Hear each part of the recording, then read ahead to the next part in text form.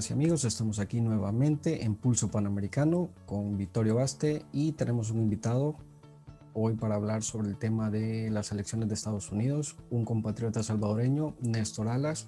Néstor, un gusto tenerte aquí con nosotros.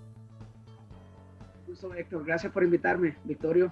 Mucho gusto también y es un honor estar aquí con ustedes.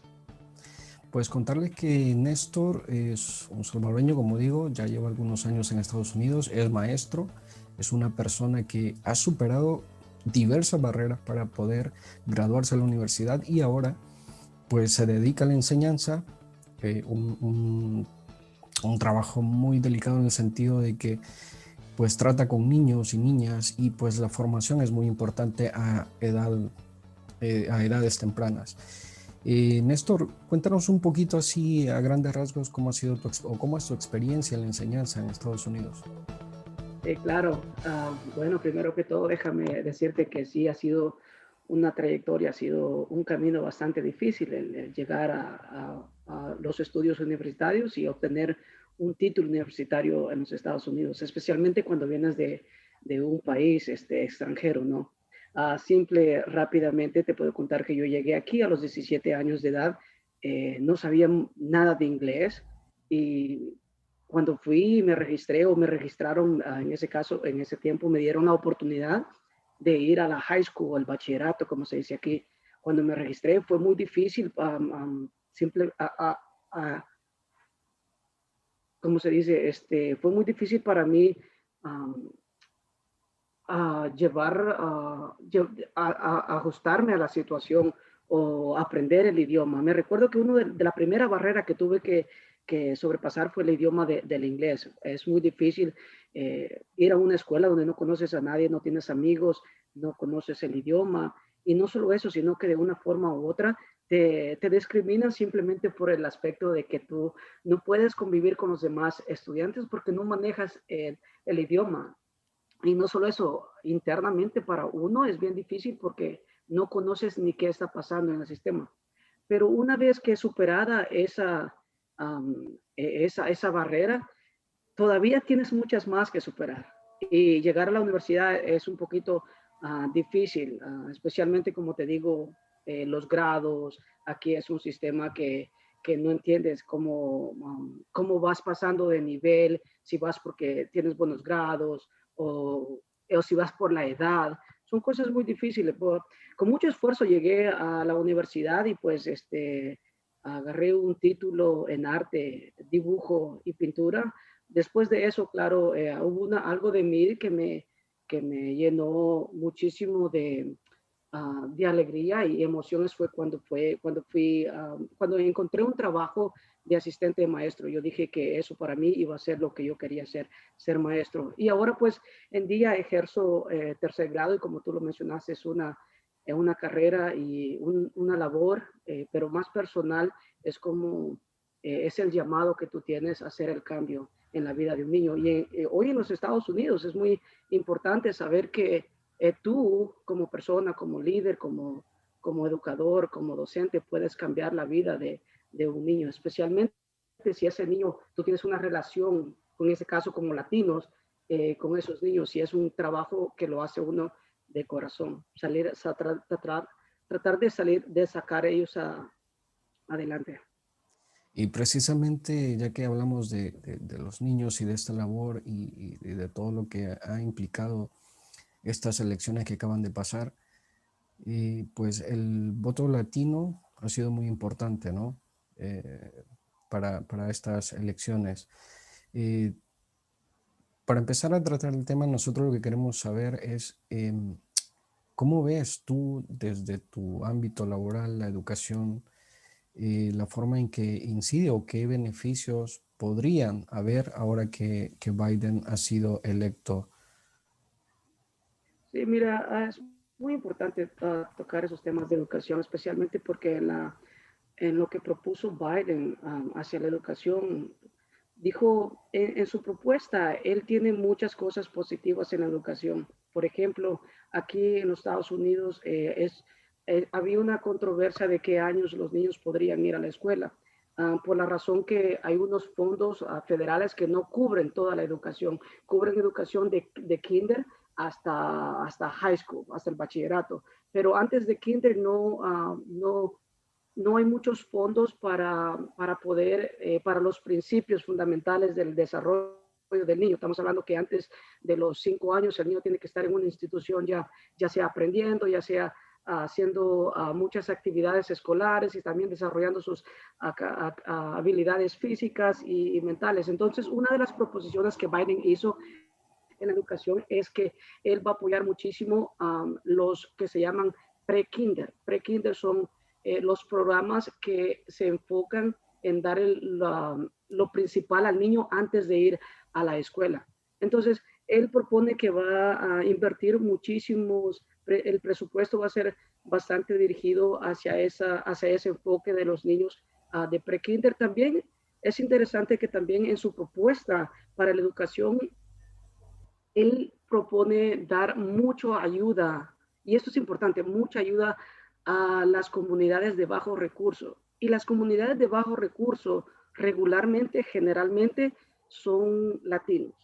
Entonces, él propone más ayuda, por ejemplo, a los maestros, más soporte académico a los maestros para que se preparen, también más soporte a las escuelas, tener enfermeras, tener a psicólogas, porque déjame decirte que aquí hay diferentes estatus. El gobierno da presupuesto federal a las escuelas dependiendo en las áreas donde están, pero hay unos de estos presupuestos que tienen que ser utilizados específicamente en ciertas áreas. Por ejemplo, hay un presupuesto específicamente para los maestros, hay un presupuesto específicamente para el desarrollo de la escuela, en este caso, si los niños necesitan, como te mencioné, enfermeros, psicólogos, estos presupuestos están dedicados simplemente para esto. Y en los últimos años, sí se ha dado presupuesto, pero ha sido siempre limitado. Biden propone dar presupuesto lo suficiente para que estas comunidades puedan sobresalir en el ámbito educativo. Y uno más en términos de educación, y esto tiene que ver ya con los dreamers, con los soñadores, ¿no? Y esto es muy importante porque es la razón que los dreamers o los soñadores, que son jóvenes que vinieron a este país, Estados Unidos, o fueron traídos a una edad temprana, de los 5 a los 10 años, ellos se convirtieron en un grupo de personas que ahora están yendo a la universidad, algunos, y ellos en educación son los que necesitan, porque aquí para ir a la universidad necesitas por lo menos un seguro social para que tus clases o para lo que tú tengas que pagar sea un poquito más reducido. Entonces, en educación, Biden bueno, y además de educación, creo que está conectado con inmigración también, porque va a sostener, a tratar de legalizar a todos estos dreamers. Ya están legalizados en el aspecto que tienen un seguro social y pueden trabajar, pero ahora los va a poner en un camino hacia la residencia o la ciudadanía, el cual les va a ayudar muchísimo cuando vayan a las universidades. Vittorio, esta, como siempre suele pasar, ¿no? Cuando llega un nuevo presidente, pues hay cambios, a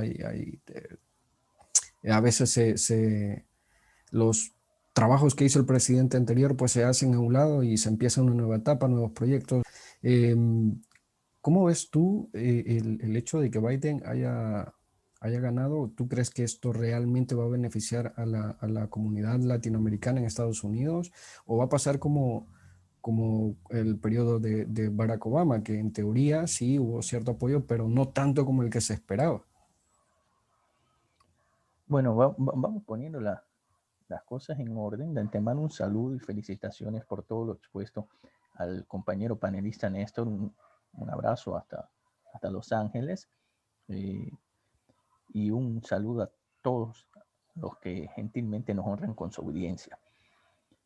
Yo no soy tan pesimista porque ya hace 4 años quien habla se confiesa en público que tuvo un susto por todo lo que mediáticamente nos había vendido la imagen de Donald Trump. Contra todo pronóstico, ganó las elecciones. Y no me refiero a la elección contra Hillary Clinton. Me refiero a la elección del partido que lo patrocinó a Donald Trump. Las elecciones internas, las elecciones primarias. Yo no imaginé que iba a ganar Donald Trump. Después, con el discurso que él hizo, muy agresivo, decir yo soy capaz de meter la mano en los genitales femeninos y aún así ustedes votan por mí. Yo soy capaz de salir al balcón y con un arma amenazarlos y votan por mí. Carambas, y se dio lo que se dio. Se habló de incluso de una posible tercera guerra mundial cuando él atacaba a Norcorea. Se hablaba de Irán y de tantas cosas. Afortunadamente no pasó. Hoy se dice que el presidente electo, que seguramente el 14 de diciembre el colegio electoral se reúne, el lunes 14 de diciembre, estamos muy poco, a poco menos de un mes, va a proclamarlo oficialmente presidente electo de la nación más poderosa del mundo. Y seguramente va a gobernar a partir del 20 de enero, si no pasa nada adverso.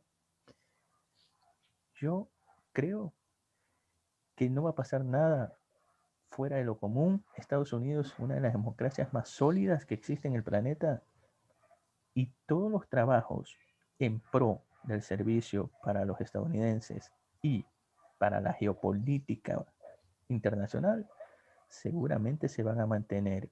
Estados Unidos tiene políticas de Estado. No estamos hablando de países bananeros latinoamericanos donde cada menos de 4 años, ejemplo, los hemos tenido esta semana en Sudamérica, se cambian 2, 3 gobiernos en un periodo presidencial. Lo que hizo Héctor llega a Vittorio y lo cambia de un plumazo sin pensar las consecuencias económicas, sociales. Eso no existe en Estados Unidos, afortunadamente. Pero sí, realmente hay políticas que, por ejemplo, en la política exterior, que eso casi siempre, sean republicanos o sean demócratas, casi siempre van por el mismo rumbo, ¿no? Pero a nivel interno, y esto quizás nos puede apoyar en esto, a nivel interno, ¿tú cómo ves? O sea, habría, si acabas de mencionar un beneficio, por decirlo de alguna manera, una buena idea respecto a la educación. Pero tú cómo ves desde tu experiencia personal y ya en términos más generales, no solo desde el punto de vista educacional, sino que ya más general, ¿tú cómo ves? Ah, ¿Tú ves con recelo alguna decisión que pueda tomar Biden? Te lo pregunto porque, por ejemplo, en el periodo de Obama, las deportaciones fueron masivas, no se detuvieron, las deportaciones de latinoamericanos. A Trump se le acusó que iba, y bueno, pues era el discurso que él mantenía, ¿no? Pero Barack Obama expulsó mucha gente. Entonces, ¿tú cómo ves? ¿Biden seguirá esta política? Y primero que todo, quiero algo bien interesante que mencionó Victorio. Sí, es cierto, es bien increíble el de cómo fue posible que Donald Trump pudo haber ganado las internas en su partido, después de eso ser presidente de Estados Unidos. Fíjate que es interesante porque hace tiempos atrás yo no les daba mucho seguimiento a estos temas, pero una vez cuando, desde que empezó este personaje de Donald Trump a tirarse para la candidatura y después de eso la propaganda que hizo, la campaña que estuvo haciendo. Es bien interesante saber las estrategias que él puso para salir adelante y cómo la gente de su propio partido lo apoyó para que fuera el candidato a correr frente a Hillary Clinton, ¿no? Y yo creo que eso fue basado a las emociones de decir, bueno, necesitamos a alguien en realidad que Obama ya había sido el primer presidente afroamericano que había tenido, o sea, hizo historia completamente. Y así como Obama hizo historia, también así tendrían que radicalmente cambiar el pensamiento rápidamente y poner una persona tal vez con un poquito más de, bueno, para ser honesto, un poquito de controversia de alguna manera, pero que cambiara radicalmente de la manera como los republicanos venían eligiendo a sus candidatos. Y yo creo que Donald Trump, parecía que Donald Trump cabía en esa posibilidad que andaban buscando los republicanos. Y bueno, y la razón que ganó las internas, porque lo apoyaron, muchísimos de ellos creían que él iba a ser el cambio. Ahora, la diferencia, después de estos 4 años, ¿no? Es cuando tú ves una mesa sucia, ¿no? Cuando ves una mesa sucia, tú le pones la mano y rapidito vienes y limpias. Y con una media, tal vez una media pasada que le des, ya ves que ya hiciste el cambio. Entonces, ahorita mismo, ¿cómo está la situación en estos 4 años?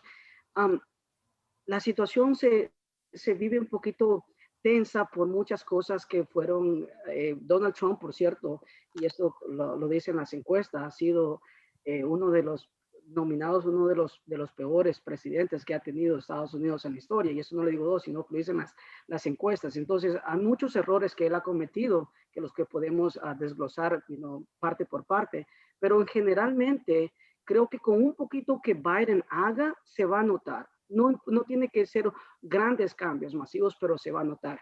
Ahora, una de las en términos generales, que puede cambiar es el manejo de la pandemia.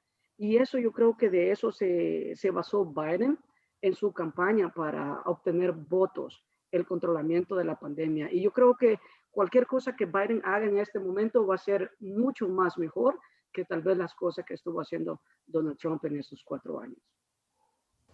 Yo comparto las declaraciones de Néstor en el sentido que internacionalmente, yo no he tenido la fortuna de estar en Estados Unidos en los últimos 4 años, pero conozco muy de cerca a Estados Unidos y estoy seguro que en muchos estados, en Estados Unidos no hubo una elección, hubo 50 elecciones, son 50 estados.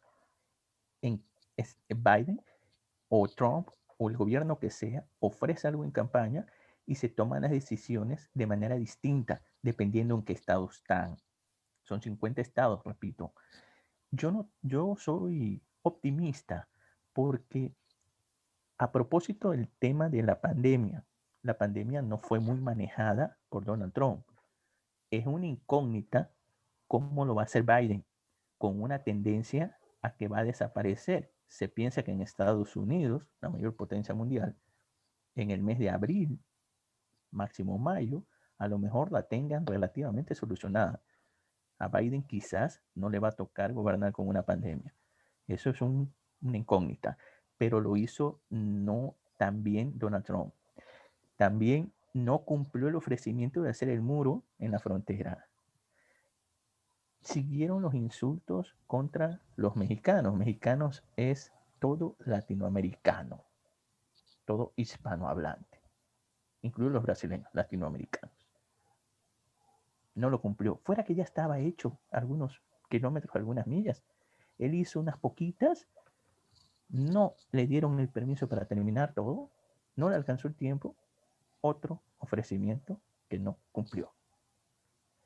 Y así se suman muchas cosas. Dicen que Biden es comunista, yo no lo creo. Fue vicepresidente, para los que están confundidos, fue vicepresidente en los anales de la historia ayer, en el periodo del señor Barack Obama, a mi juicio, uno de los mejores presidentes.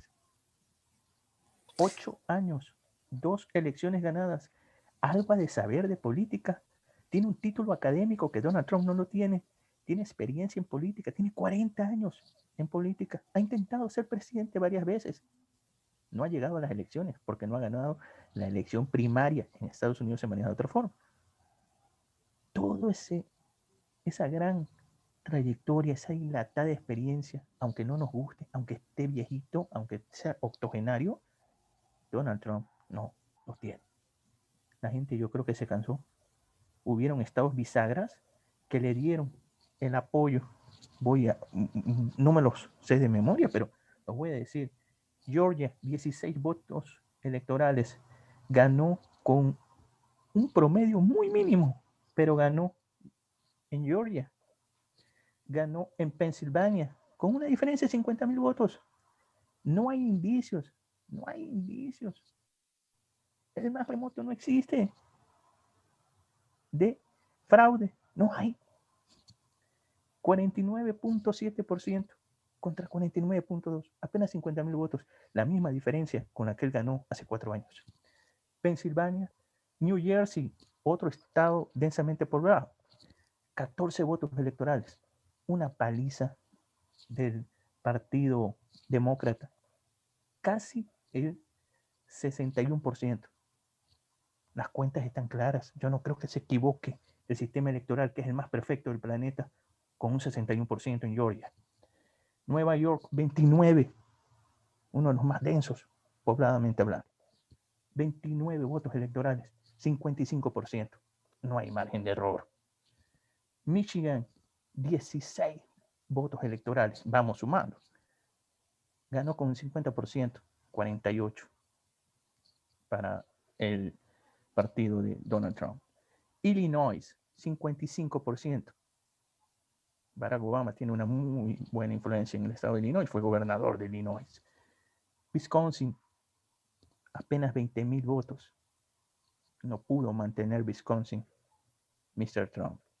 Ahí está la diferencia, no lo digo yo. Son estados que en el 2016, como Wisconsin, Pensilvania, Georgia y Arizona, fueron en el 2016, fueron republicanos y lo ganó Donald Trump, aún insultando, aún denigrando. Cuando él gana, todo está bien. Sería la primera vez en 200 años de procesos electorales que un presidente no reconozca su derrota, mejor dicho, bueno, no un presidente, un candidato, sea presidente en funciones o no, no lo reconozca, y también pasaría a la historia por ser uno de los procesos democráticos electorales con más índice de votantes en las urnas. En Estados Unidos, afortunadamente, no te obligan a votar, es optativo y se celebran las elecciones para que mis amigos en América Latina y el resto del mundo lo sepan. El martes posterior al primer lunes del mes de noviembre. No es un domingo como en nosotros, en nuestros países. Y no es obligación como en mi país natal, por ejemplo.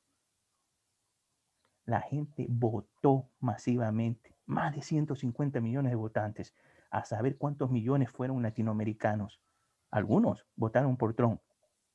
¿Son excelentes o son malos? No, tienen su derecho. Otros votaron por Biden. El presidente Donald Trump asume que esa gente es negativa con cualquier adjetivo. Yo no lo creo. Simplemente, ahora votaron por un cambio. Hace 4 años dijo, voy a hacer más grande a Estados Unidos otra vez. El mismo eslogan que el siglo pasado usó un líder de ingrato recuerdo para la humanidad como Hitler. Sin duda había muchos paralelismos, ¿no? En cuanto a la campaña que hizo Trump con la que hizo, pues, a quien acabas de mencionar. Y bueno, ya para resumir, porque el tiempo ya se nos está terminando, Néstor, ¿tú cómo ves uno de los temas que siempre está sobre la mesa en cuanto a la comunidad salvadoreña, el TPS? Lamentablemente ya se dijo que no se va a ampliar. ¿Tú cómo ves en cuanto a las políticas que pueda tomar Biden? ¿Tú cómo ves este panorama? Ese también, bueno, ya nos concerne más de profundidad a nosotros los salvadoreños, ¿no? Sí, de los 2 millones de salvadoreños que existen o que viven en Estados Unidos, 260,000 de ellos están protegidos por el TPS. Los demás ya tienen un estatus tal vez de residente, algunos un estatus de ciudadanía y algunos pues no están registrados ni en el TPS, ni estatus de residente, ni ciudadanía, están todavía indocumentados. Ahora, bueno, la razón por qué se extendió un año más para el 2021, el 4 de enero del 2021 va a ser totalmente la cancelación del TPS para los salvadoreños. Y esto se debió, es más, fue en la administración de Trump fue que el TPS fue cancelado. Simplemente que hubo